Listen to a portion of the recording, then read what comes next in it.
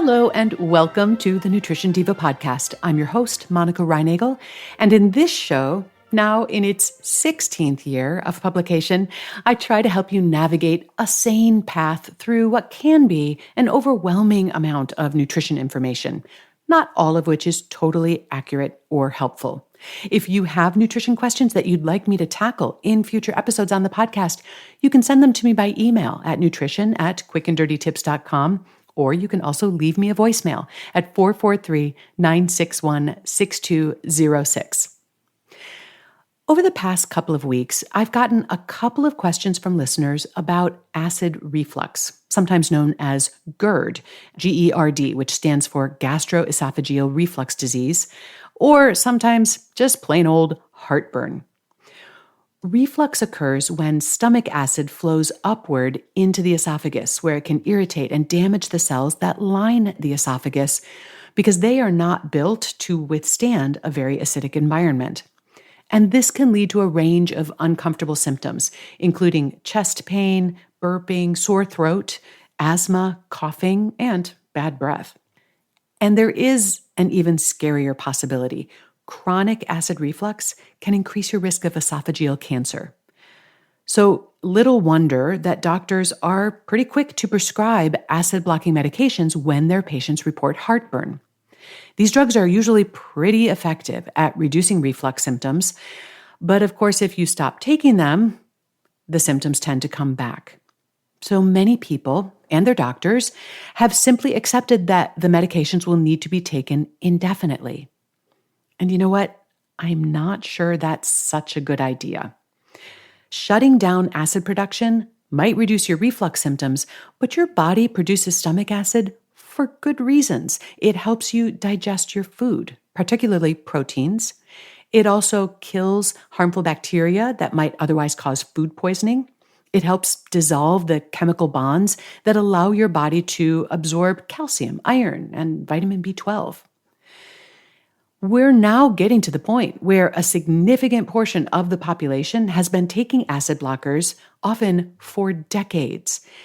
And we're actually now also starting to see some negative consequences, like upticks in B12 deficiency or diarrhea caused by foodborne pathogens, and increased hip fractures among people who are taking these drugs.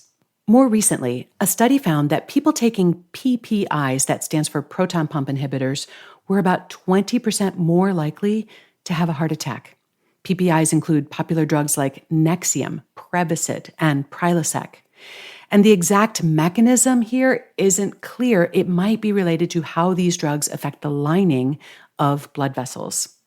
The FDA recommends that PPIs shouldn't be taken for more than 3 2-week periods over the course of a single year.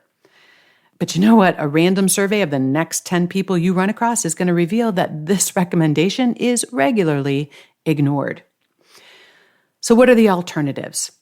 There are some other medications called H2 receptor antagonists. These are drugs like Zantac or Pepcid, and they might be safer for long-term use. And good old antacids, the Tums, the Rolaids, can also provide quick relief for occasional symptoms. But the ultimate goal is to reduce our reliance on these sorts of drugs, and that will probably require some ongoing lifestyle dietary modifications.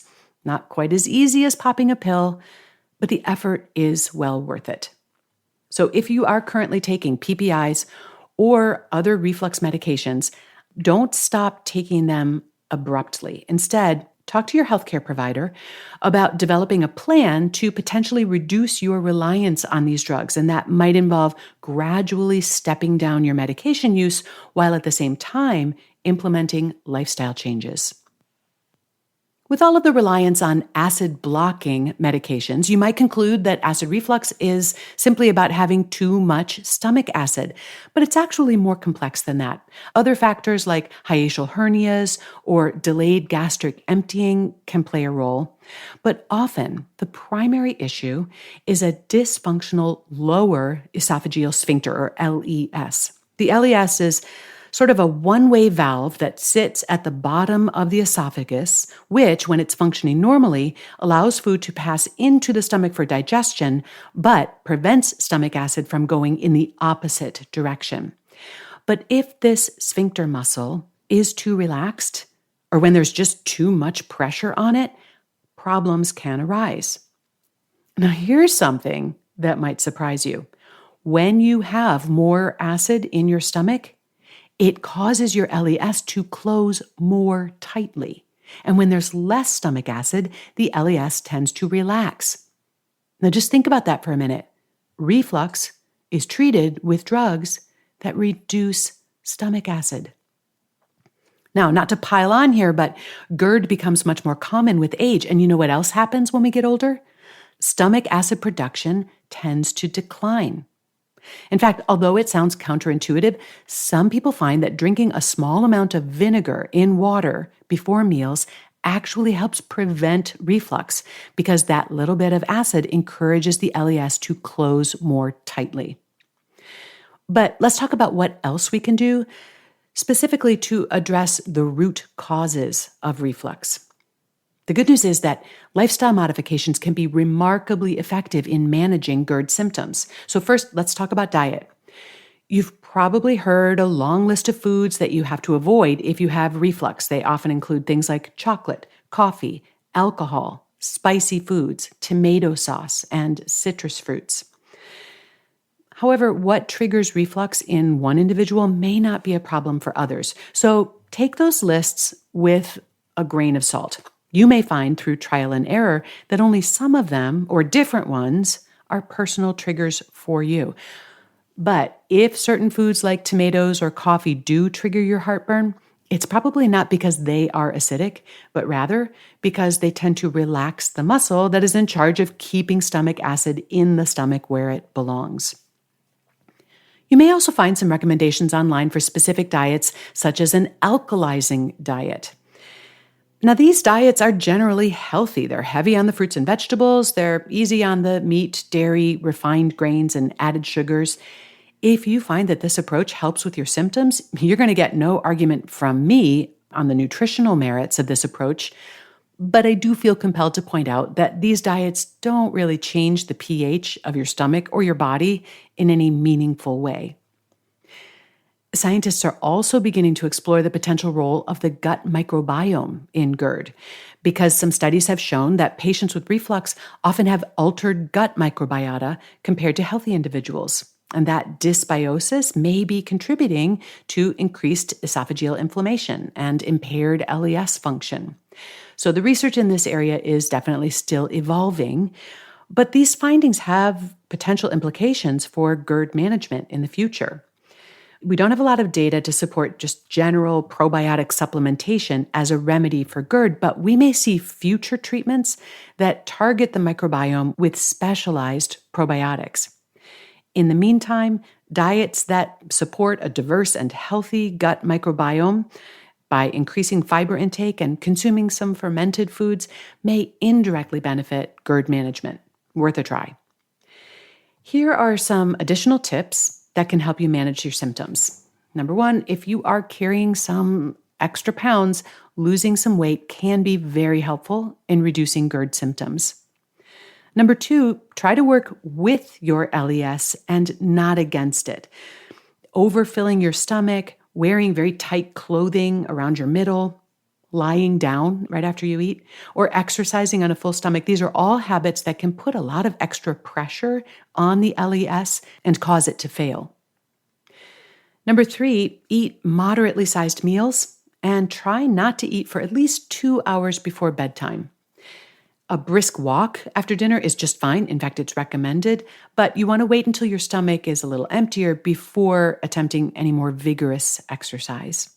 And finally, try to elevate your head while sleeping. This can help prevent nighttime reflux by using gravity to your advantage.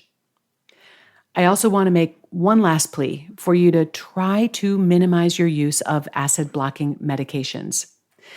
Advertisers try to convince us that we can just go ahead and indulge in all the heartburn-triggering foods without paying the price. All we need to do is just load up on antacids an hour beforehand and then have another handful at the ready to put out the fire afterwards. But as we talked about earlier, constantly suppressing stomach acid can have some potential downsides. So I think it's important to do what you can to avoid the foods and the habits that give you heartburn. Now, that said, as I mentioned earlier, chronic exposure to stomach acid can increase your risk of esophageal cancer. So, if despite your best efforts, you continue to experience heartburn or other GERD symptoms on a regular basis, you may also need to use medications.